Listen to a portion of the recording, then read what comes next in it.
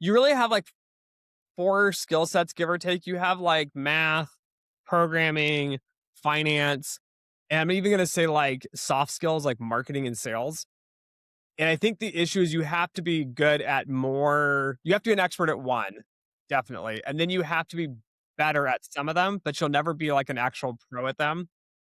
And so I think it's challenging to get to deviate and be an expert within some of these sorts of frameworks.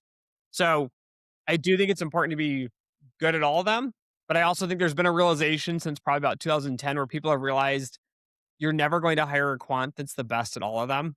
Right. And so they started specializing, which I think is why it's confusing. Because in the old days, you had a quant that was a model developer, that was a quant dev doing implementation and optimization through hardware, programming, math, and doing the trading all in one. But as we've seen kind of time go on, it started to specialize.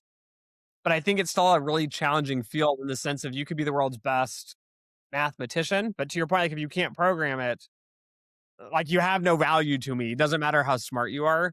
And then the other point too is even if you need sales skills, which nobody talks about, because I've seen a lot of really high end quants and they're like basically like some back room and they build these really ridiculous complex models and they rock me through their model and I'm like, this is genius. Like, I'd love for you to come work with me, but they have no personal skills, and so they can't sell someone who's not a quant on to use the model.